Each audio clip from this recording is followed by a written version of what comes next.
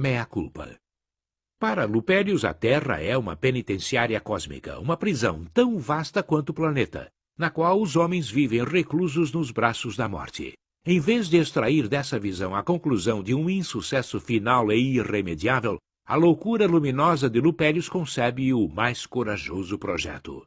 Lupérius sonha para o ser humano uma aventura que vai além das fronteiras do possível. A evasão das leis do planeta, a fuga do seu destino mortal aparentemente inexorável. O ser humano pode romper as barreiras que ele mesmo se impôs. Pode desafiar a natureza, transgredir os limites que, como Colunas e Hércules, ainda hoje não ousa superar nem mesmo com a imaginação. Lupérius reúne em torno de si alguns corajosos e fixa um detalhado plano de fuga. Você se encontra sempre diante dos mesmos eventos, porque nada muda em você. Semelhante atrai semelhante. A partícula de paraíso vai em direção ao paraíso. A partícula de inferno em direção ao inferno.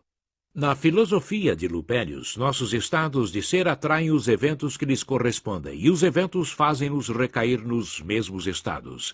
Somente a verdade pode interromper esse eterno suceder-se, esse jogo mecânico sem fim, e desfazer o cerco hipnótico, no qual é circunscrita a existência do ser humano.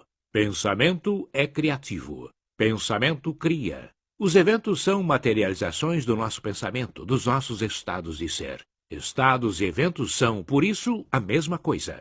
Os estados são produzidos no ser de cada pessoa. Os eventos se manifestam na sua vida, no tempo, e ainda que pareçam produzir-se independentemente de seu querer, na realidade somos nós mesmos que intensamente os invocamos, inconscientemente os criamos. Seja positivo, seja negativo, o pensamento do ser humano é sempre criativo e encontra a exata ocasião para se materializar. Nossos pensamentos, como convites escritos pelas nossas mãos, expedidos e depois esquecidos, atraem os fatos correspondentes. No devido tempo, quando nem mais pensamos neles, circunstâncias, encontros, acontecimentos, problemas e incidentes, quedas ou fracassos batem à nossa porta. Convidados indesejáveis, embora muito inconscientemente evocados. Somente a desatenção aos nossos estados, que são a verdadeira origem daqueles eventos, faz que os tomemos como imprevistos, inesperados. O inesperado sempre precisa de uma longa preparação.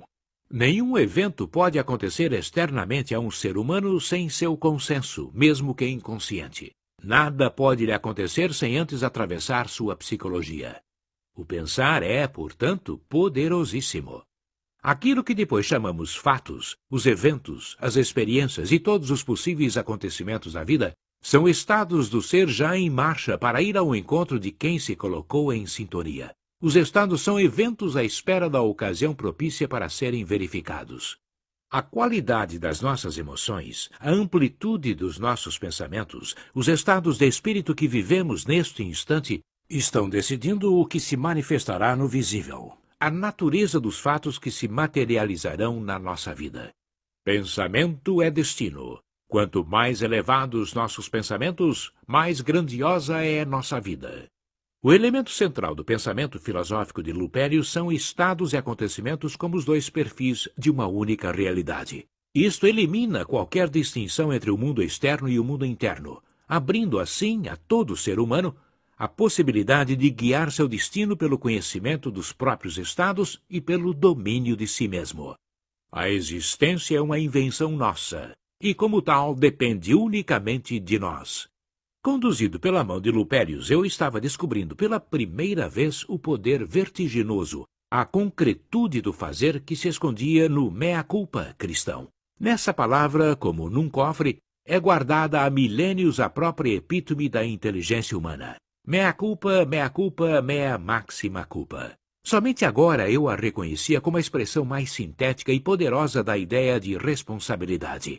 Mea culpa. Essa fórmula, capaz de controlar o universo da hierarquia dos astros ao movimento dos átomos, encerra o segredo de uma energia sem limites. Modificando os estados do ser, você pode transformar os eventos que lhe compete encontrar. Eis como o ser humano, por intermédio de um estudo de si mesmo, modificando o próprio modo de pensar e de sentir, pode transformar sua existência horizontal, temporal. A existência sobre a Terra é a nossa grande escola. Uma escola de vida, que aos olhos da humanidade comum parece uma penitenciária. É preciso aprender a reverter nossa visão. Tudo aquilo que os homens comumente percebem como dificuldade e infortúnio, tudo aquilo contra o que praguejam, tudo aquilo que tentam evitar a todo custo é, de fato, o mais valioso material para transformar a psicologia de morte em uma psicologia de vida. Viver neste mundo é uma escola para deuses. Confusão, dúvidas, caos, crise, raiva, desespero e dor são excelentes condições para o crescimento.